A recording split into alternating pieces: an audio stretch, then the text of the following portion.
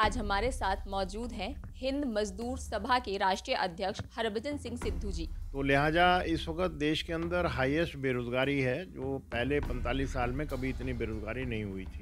महंगाई जो है वो आसमान को छू रही है, आम नागरिक का जीना मुश्किल हुआ है।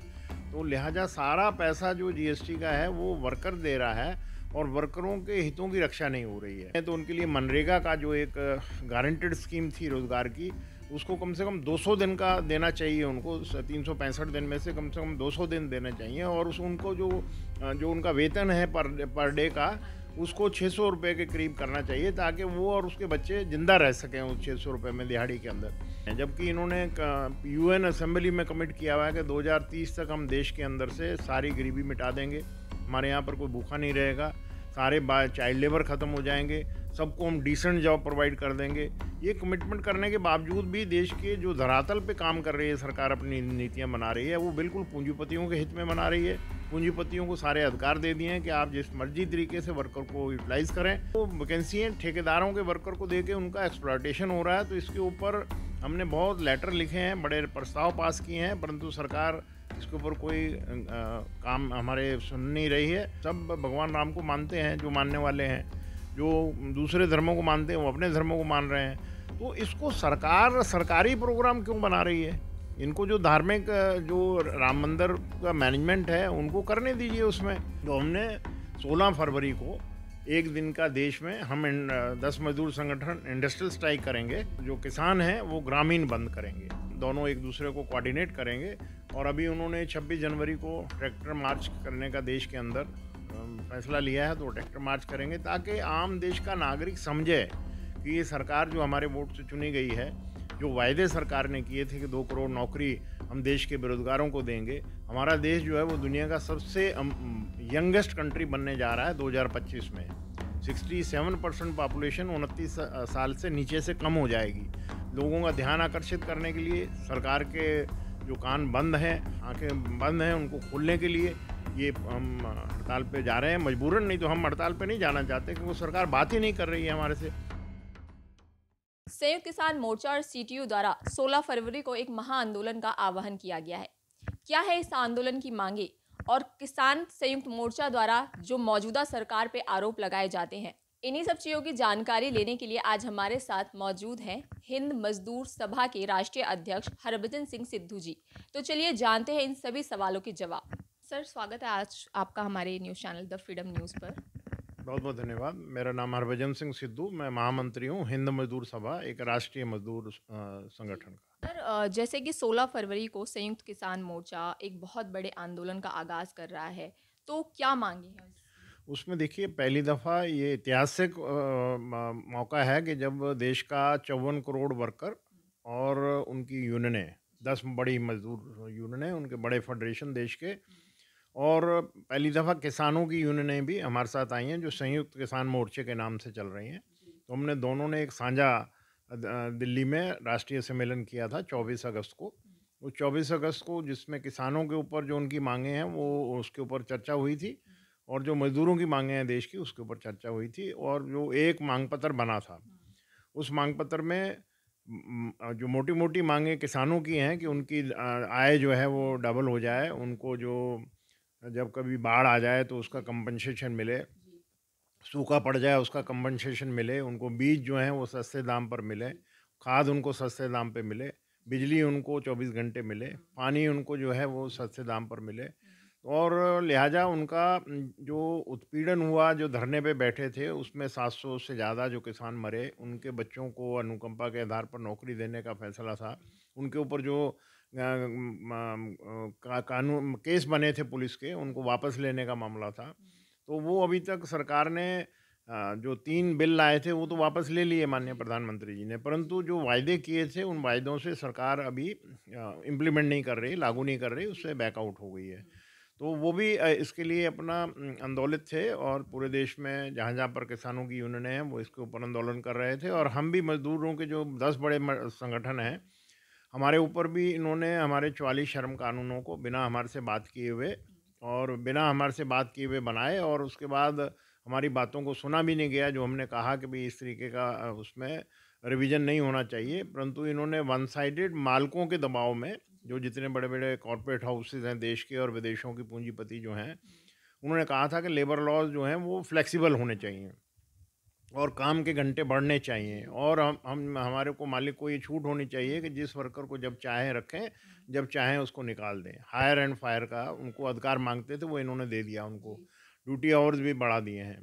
तो लिहाजा इस वक्त देश के अंदर हाईएस्ट बेरोज़गारी है, जो पहले 45 साल में कभी इतनी बेरोज़गारी नहीं हुई थी। महंगाई जो है वो आसमान को छू रही है, आम नागरिक का जीना मुश्किल हुआ हुआ है। और देश के अंदर जो ये कहते हैं कि हमने अपना जीडीपी बढ़ाना है, और जीडीपी को बढ़ाने के लिए जीएसटी लागू कर दिया था, जो जनरल सर्विस टैक्स जो है, वो उसके अंदर आम गरीब आदमी जो रक्षा चला रहा है, मेहनत कर रहा है, गड्ढे खोद रहा है, वो भी अगर आटा लेके खाता है तो उसके ऊपर भी जीएसटी लग गया है। और उसका कंट्रीब्यूशन 67% के करीब आम गरीब आदमी का कंट्रीब्यूशन है। और जो बड़े पैसे वाले हैं, जो ये सरकार कहती थी कि बड़े पैसे वालों को पैसा सरप्लस है, वो ज़्यादा सामान खरीदेंगे तो ज़्यादा जीएसटी आएगा, परंतु उनका कंट्रीब्यूशन 5% से भी लेस है। तो लिहाजा सारा पैसा जो जीएसटी का है वो वर्कर दे रहा है, और वर्करों के हितों की रक्षा नहीं हो रही है, और उसका जीना दूभर हुआ हुआ है। जितने भी स्कूल हैं उनको सारा का सारा प्राइवेटाइज कर दिया है, कमर्शलाइज कर दिया है, उसको व्यापार बना दिया है। तो गरीब आदमी का बच्चा जो है वो किसी भी अच्छे स्कूल में एडमिशन नहीं ले सकता, क्योंकि उसकी फ़ीस नहीं दे सकता है। सरकारी स्कूलों में टीचर नहीं हैं, अगर हैं तो वो ठेके पर हैं, और वो अपनी ही नौकरी के चक्कर में रहते हैं। बच्चों को पढ़ाने में उनका इतना ज़्यादा रुचि नहीं रहती है। और दूसरी तरफ जितना भी बीमार है उसको इलाज कराने के लिए हमारे संवैधानिक हक हैं कि भाई हर एक नागरिक को अगर वो बीमार होगा तो उसका इलाज फ्री होगा गवर्नमेंट हॉस्पिटल में। तो सरकार ने ये फैसला कर लिया कि इसको भी कमर्शलाइज कर दो, व्यापार बना दो। तो वो 5 स्टार हॉस्पिटल बन गए हैं। जो बड़े बड़े पूंजीपति हैं, उन्होंने पैसा सरप्लस है, उन्होंने हॉस्पिटल बनाकर उसको पब्लिक को लूटने का काम शुरू कर दिया है। गरीब आदमी उस हॉस्पिटल में जा ही नहीं सकता, क्योंकि उसके पास एडमिशन के टाइम पर 1 लाख रुपए जमा कराने को नहीं होता है। सरकारी हॉस्पिटल दम तोड़ रहे हैं, वहाँ पर डॉक्टर नहीं है, पैरामेडिकल स्टाफ नहीं है, मेडिसिन प्रॉपर नहीं है, और जो दूसरे मेडिकल सुविधाएं जो हैं वो वहाँ पर प्रॉपर नहीं है। लिहाजा जो हैं भी डॉक्टर कांटेक्ट में हैं, उनको सैलरी नहीं मिलती है, पैरामेडिकल स्टाफ भी ठेके पे है, और मेडिसिन बड़ी घटिया किस्म की मेडिसिन लाते हैं। तो लिहाजा वो वहाँ दम तोड़ रहा है वर्कर। नागरिक को जो सुविधा मिलनी चाहिए वो उसको नहीं मिल रही हैं। और जो मतलब 82 करोड़ के पास नौकरी नहीं है, वो बेरोजगार है। 140 करोड़ में से 82 करोड़ जो देश का नागरिक जो है वो अगर बिलो पॉवर्टी लाइन है, ताकि सरकार को उसको टैक्स पेयर के पैसे से खाने के लिए गेहूँ देनी पड़ रही है, तो लिहाजा आप अंदाज़ा लगा सकते हैं कि देश के अंदर किस तरीके के वातावरण बना हुआ है। तो हम ये सरकार के ऊपर पिछले 10 साल से लगातार दबाव बना रहे थे कि आप पूंजीपतियों के दबाव में देश को मत चलाइए।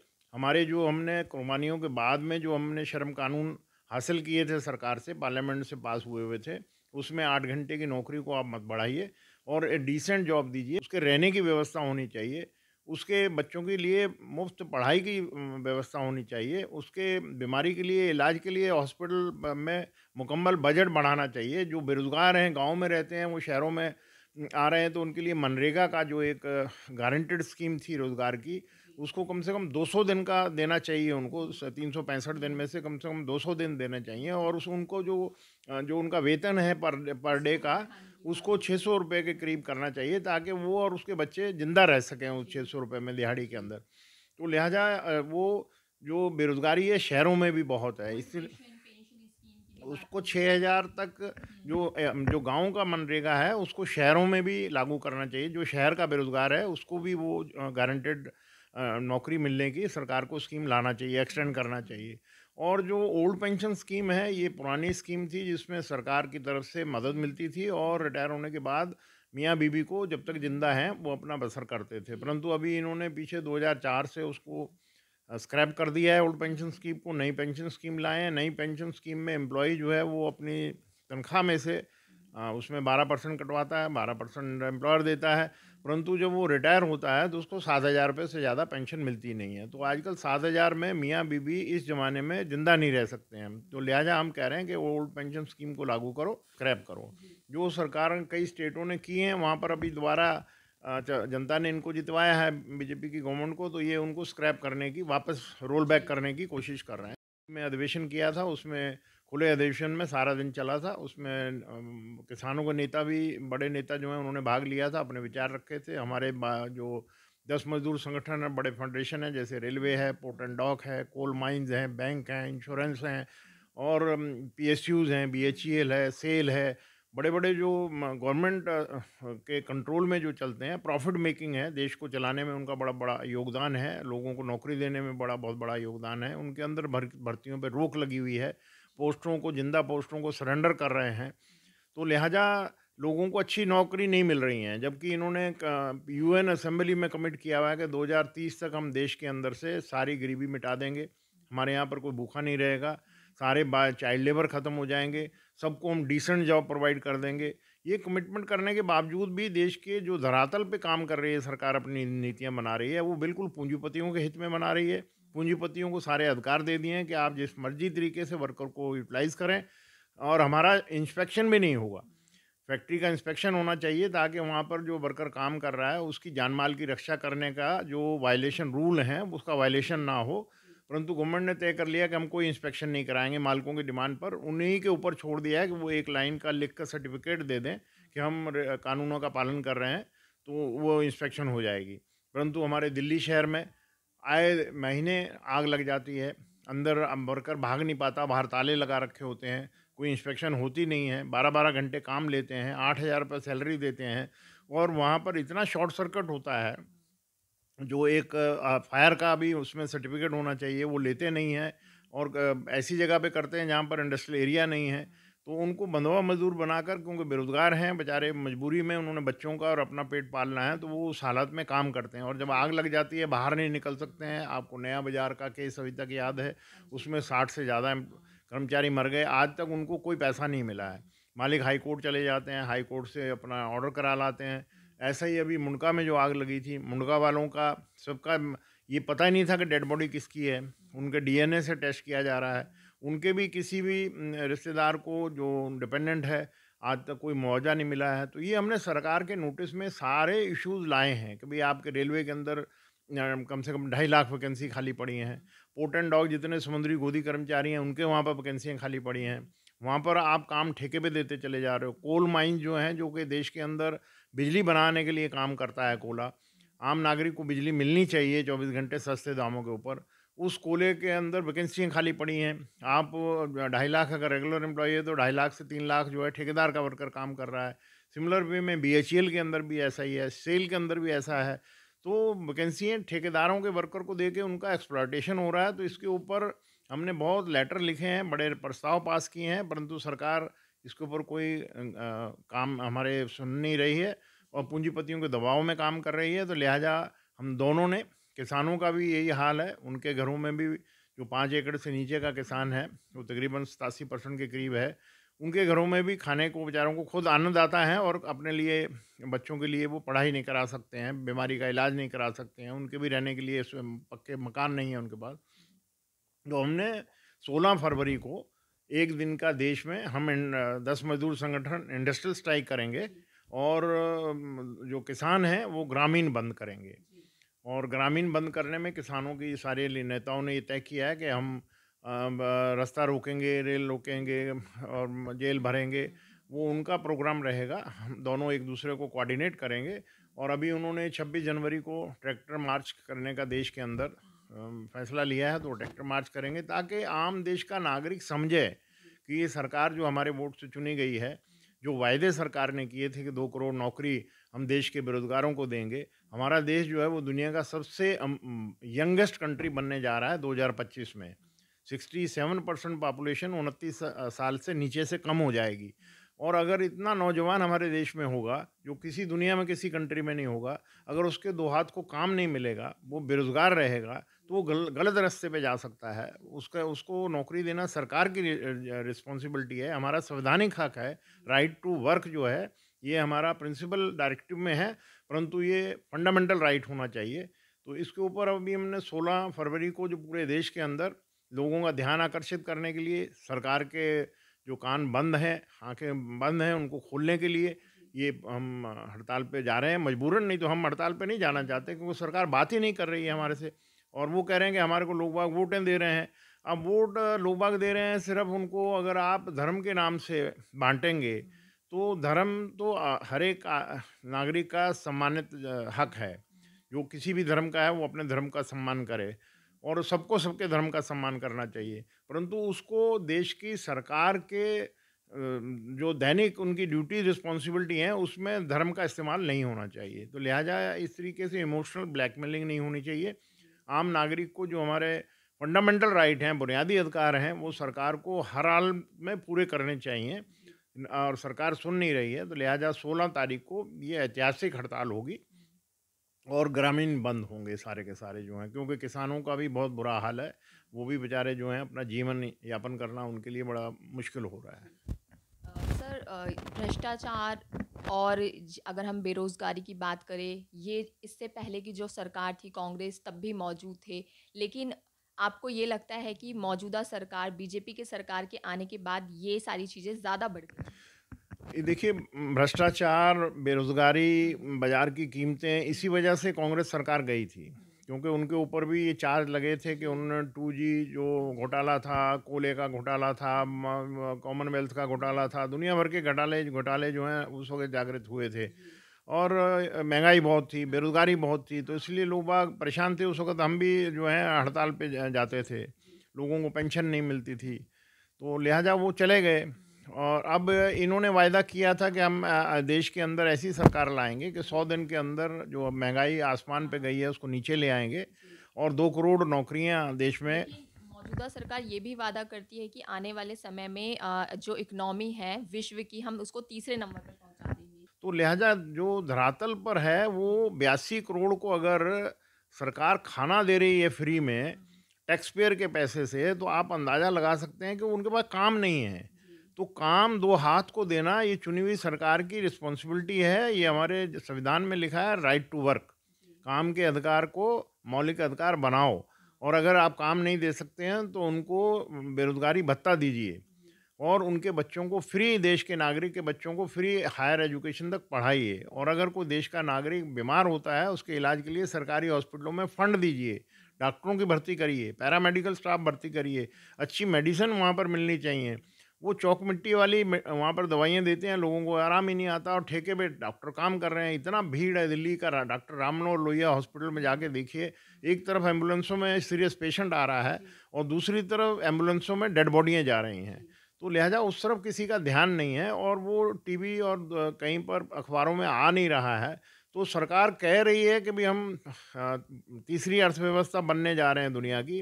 अच्छी बात है, ये हमारा देश है, किसी अकेले का देश नहीं है, किसी की पर्सनल प्रॉपर्टी नहीं है। हम भी चाहते हैं कि हमारा देश जो है वो दुनिया के अंदर नंबर 1 पे आ जाए।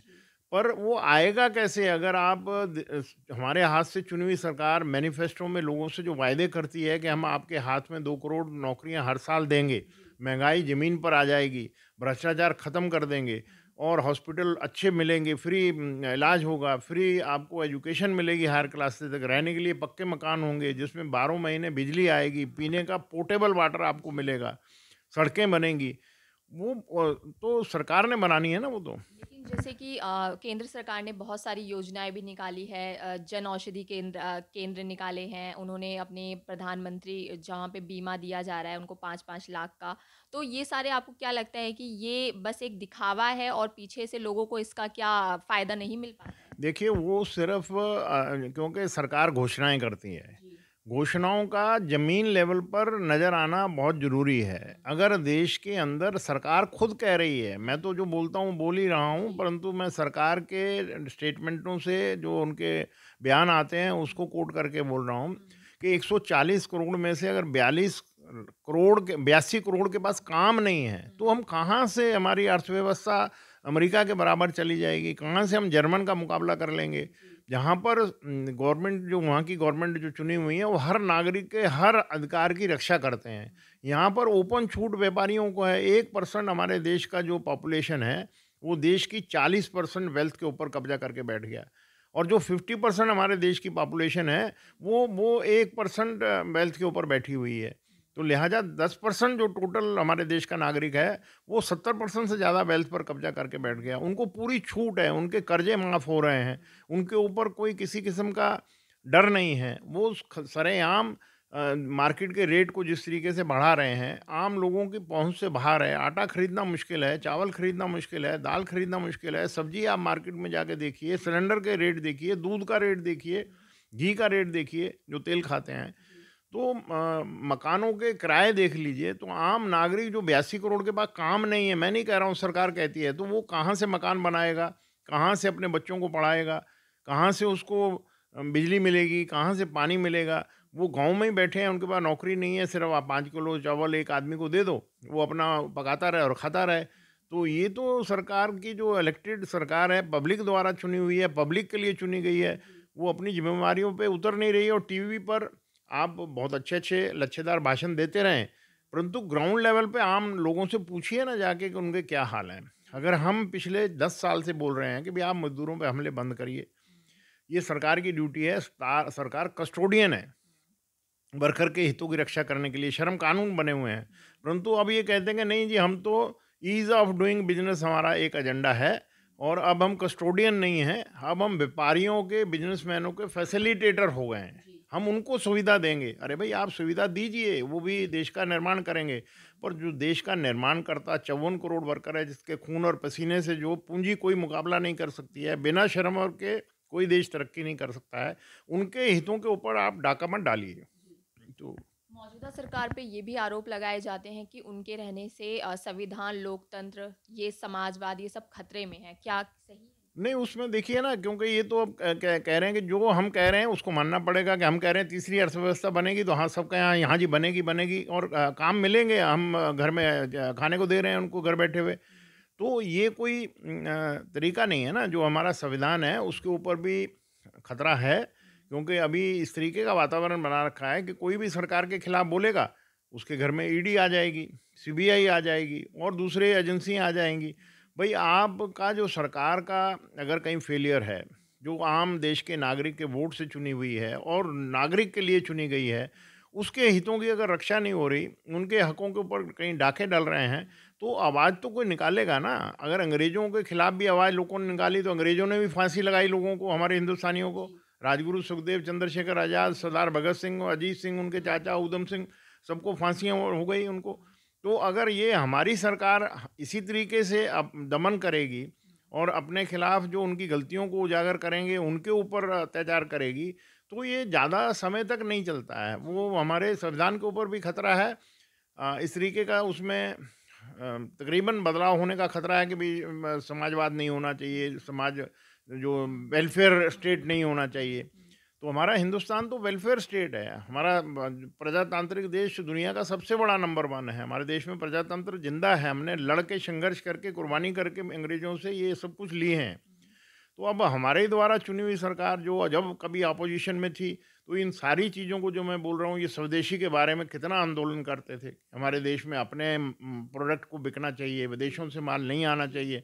अब ये सारी विदेशी कंपनियों को बुला रहे हैं। हमारे देश का जो रक्षा का सामान बनाते हैं, देश की सिक्योरिटी के लिए, डिफेंस के ऊपर, आर्मी जो है तोप, गोले, बारूद जो इस्तेमाल करता है, वहाँ पे भी विदेशी कंपनियों को ला रहे हैं। लेकिन आपको नहीं लगता कि स्वदेशी सामान का जो कीमत कहीं न कहीं इतना बढ़ा दिया जाता है कि एक आम इंसान उसको खरीद नहीं पाता है? एक टाइम पे स्वदेशी को इतना बढ़ावा दिया जाता था, लेकिन आज जैसे फैक्ट्री बेसिस पे चीज़ें सस्ती मिलती है, तो एक आम इंसान उसको खरीदने में ज़्यादा एबल रहता है। नहीं, उसमें देखिए ना कि अगर टाटा जो कि हवाई जहाज बनाने वाला एक बहुत बड़ा उद्योगपति है, स्टील बनाने वाला बहुत बड़ा उद्योगपति है, अगर वो तेल बनाना शुरू कर देगा, साबुन बनाना शुरू कर देगा, और जो छोटे-छोटे बड़े-बड़े व्यापारी हैं वो दाल बेचनी शुरू कर देंगे, बड़े-बड़े मॉल के अंदर उनके जो हैं अमेज़न आ जाएगा और बड़ी-बड़ी विदेशी कंपनियाँ आ जाएँगी, तो रेडी पे बेचने वाला जो मज़दूर घरों में जाके सब्जी और चीज़ें बेचता था, प्याज और आलू जो है,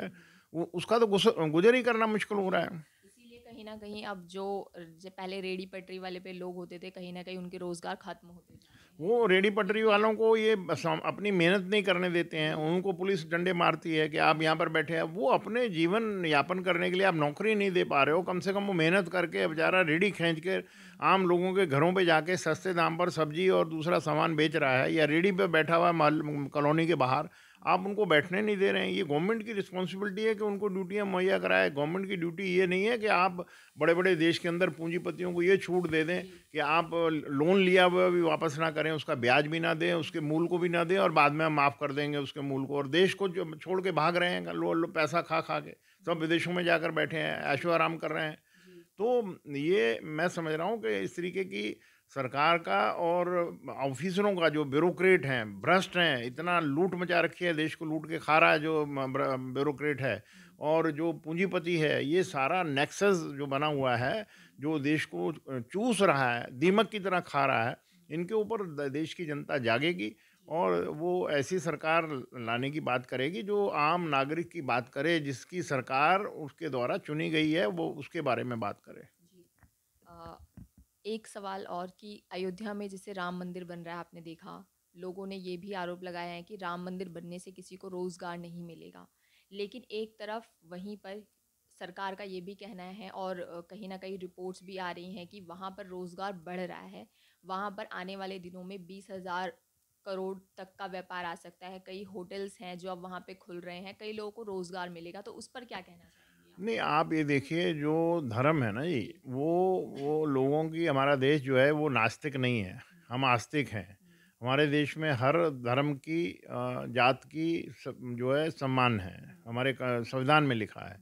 तो अब जिसने किसी भगवान को मानना है या उसका कोई स्थान बन रहा है तो इसमें किसी को कोई तकलीफ नहीं है। सब भगवान राम को मानते हैं जो मानने वाले हैं, जो दूसरे धर्मों को मानते हैं वो अपने धर्मों को मान रहे हैं। तो इसको सरकार सरकारी प्रोग्राम क्यों बना रही है? इनको जो धार्मिक जो राम मंदिर का मैनेजमेंट है उनको करने दीजिए उसमें। आप वहाँ पर व्यापार बना रहे हैं कि जगह ज़मीन खरीद रहे हैं। मैं कह रहा हूँ 82 करोड़ के पास खाना नहीं है खाने को, वो व्यापार कौन करेगा वहाँ पर जाकर? वो व्यापार वही करेगा जो 1% देश का हमारे 60% से ज़्यादा वेल्थ को कब्जा करके बैठ गया। वही हवाई जहाज़ पे जाएगा, वही वहाँ 5 स्टार होटलों में ठहरेगा, वही वहाँ पर जाकर अपना पैसे खर्च करेगा। जिस 82 करोड़ के पास काम नहीं है, 5 किलो गेहूँ में गुज़ारा कर रहा है, वो किस कैसे जाएगा वो? उसके लिए कह रहे हैं सरकारी फ्री गाड़ियाँ चला देंगे। अरे फ्री गाड़ी चलाओगे तो कम से कम उसको रहने की जगह, खाने की जगह वो भी सरकार मुहैया करा देगी। वो टैक्स पेयर से आप खर्चा करेंगे। आप उनके 2 हाथ में अच्छा काम दीजिए। उनको रहने की मकान के लिए सस्ते लोन देकर उनका मकान सरकार बनवा के दे। उनके पीने का पानी जो है ये इनको सरकार को देना चाहिए, अब जो टैक्स पेयर के पैसे से। पूंजीपति टैक्स दे नहीं रहा है। गरीब आदमी रिक्शा चलाने वाले से जीएसटी के नाम से आप टैक्स ले रहे हैं, आम गरीब आदमियों को लूट रहे हैं। तो ये कोई मेरे हिसाब से अच्छी सरकार का काम नहीं है।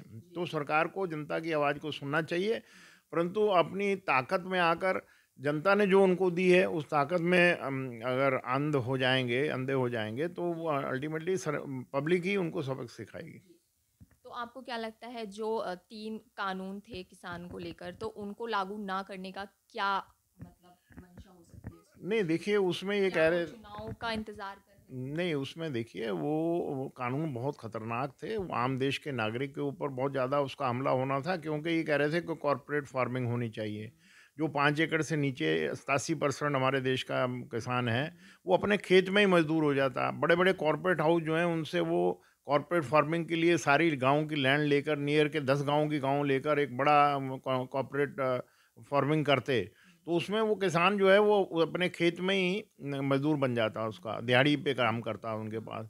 तो लिहाजा इनको सरकार को चाहिए जो छोटा किसान है उसको सस्ता लोन दें, उसको अच्छे बीज के जो हैं सस्ते दाम पर दें और खाद उसको सस्ते दाम पर दें, उसको पानी मुहैया कराएं फसल को पालने के लिए, बिजली उसको 12 महीने मिलनी चाहिए और उनको जो बड़ी मशीनें हैं वो गवर्नमेंट कोऑपरेटिव के थ्रू लेकर उनको सस्ते दामों पर फसल काटने के लिए भी उनके लिए मदद करनी चाहिए। उनके रहने के लिए मकानों को बनाने के लिए लोन देना चाहिए, बच्चों को पढ़ाने के लिए गाँव में स्कूल खोलने चाहिए, उनके इलाज करने के लिए वहाँ पर हॉस्पिटल खोलने चाहिए। मतलब इस तरीके से व्यापारियों को किस तरीके से वो पैसा लूटें आम देश के नागरिक की जेब से, वो सुविधाएं गवर्नमेंट करे, ये गवर्नमेंट का फर्ज नहीं है। गवर्नमेंट बैलेंस करे, पूंजीपतियों का भी जो हक है, जो उनको इंडस्ट्री चलानी है, जो उनको डेवलप करना है, उसके लिए मदद करे। और परंतु जो श्रम का राइट है, जो मेहनत का राइट है, जो मजदूरी का राइट है, वो उसको बाजित कानूनी तौर पर जो मिलना चाहिए उसको मिलना चाहिए। किसान भी बेचारे अन्नदाता बोले जाते हैं। हमारा देश का जो है सबसे बड़ा एग्रीकल्चर पर 60% से ज़्यादा पॉपुलेशन डिपेंड करती है। वो अब गाँव में काम नहीं है तो शहरों में दौड़ रहे हैं, अब शहरों में काम नहीं है तो बेचारे झुग्गियों में रह रहे हैं, कोई रिक्शा चला रहा है, कोई अपना मजदूरी कर रहा है, तो मजदूरी करने के भी उनके पास काम ना होने की वजह से उनको 12-12 घंटे काम लेकर एक्सप्लॉइट किया जा रहा है उनकी लेबर के साथ। ये तरीका ठीक नहीं है कि आप बिना बात किए हुए, बिना सहमति बनाए हुए किसी के ऊपर कोई भी कानून लाद दो और उसकी वजह से करप्शन बढ़ा है। अब इन्होंने जितना भी ट्रांसपोर्ट के ऊपर ऐसे कानून बनाए हैं, वो उस पे इतना करप्शन हो गया है कि पुलिस वाले पहले जहाँ पर 100 रुपये लेके छोड़ते थे, आज हज़ार रुपये मांग रहे हैं। तो गवर्नमेंट को इसके ऊपर सब चीज़ों को, आम नागरिक की आवाज़ को सुनना चाहिए। उनसे उनसे उनकी एक कमेटियाँ बननी चाहिए, उनसे सुझाव लेने चाहिए और उनके सुझाव के ऊपर कार्य होना चाहिए। और दफ्तरों में, जो सरकारी दफ्तरों में अगर कोई जाता है काम के लिए, उसको कितने धक्के खाने पड़ते हैं, उसके ऊपर बाकायदा कोई एक शेड्यूल बनना चाहिए जो बाहर बोर्डों पे लगा होना चाहिए। जैसे बोलते हैं घर बैठे काम होगा, सरकारें सिर्फ बातें करती हैं। ऐसा कौन सा दफ्तर है जहाँ पर घर बैठे काम लोगों का हो रहा है? ये बहुत समस्याएं बड़ी गंभीर हैं। इस वजह से हमारे पास कोई चारा नहीं है। हम आप जैसे जो टीवी चैनल हैं, सोशल मीडिया है, उनके थ्रू हम सरकार और आम नागरिक के पास अपनी आवाज़ को पहुंचाने का काम करते हैं कि सरकार अचेत जाए, जाग जाए और सही रास्ते पे जो उनके वायदे हैं मैनिफेस्टो में, उनको पूरा करे और आम नागरिक से, आम देश का मजदूर से, उनसे वार्ता करे और वार्ता के जरिए ही सब चीज़ें संभलती हैं। अंग्रेज़ों जैसा बिहेवियर ना करे कि जो हमारे से वार्ता नहीं करते थे, हमारे देश को लूटते थे और हमारे देश में कोई इंडस्ट्री नहीं लगने देते थे। तो लिहाजा बेरोज़गारों को रोज़गार दीजिए और जो जितना भी महंगाई है उस पर लगाम लगाइए। देश के अंदर जो आप बोल रहे हैं कि हम भ्रष्टाचार को ख़त्म करेंगे, उस भ्रष्टाचार को ख़त्म करिए। जो काला धन आप कहते थे विदेशों में पड़ा है पूंजीपतियों का, वो डबल हो गया है। जो लाने की बात करते थे उसको लाइए और जो पूंजीपति हैं उनको बाहर मत भागने दीजिए। जिसने देश को लूटा है उसको सरे चौक में खड़े कर कर, जैसे आप बुलडोजर चला रहे हैं आम देश के नागरिक की प्रॉपर्टी पे, उन मालिकों के फांसी लगाइए चौक पे खड़े करके, जो देश के गद्दार हैं। तो लिहाजा इस तरीके का वातावरण, हमारा देश डिक्टेटर तानाशाही का देश नहीं है। हमारा देश जो है प्रजातांत्रिक देश है, आम देश के नागरिक द्वारा चुनी हुई सरकार है। वो सरकार को तानाशाह बनने का प्रयास नहीं करना चाहिए, ये हमारे देश में सफल नहीं होगा।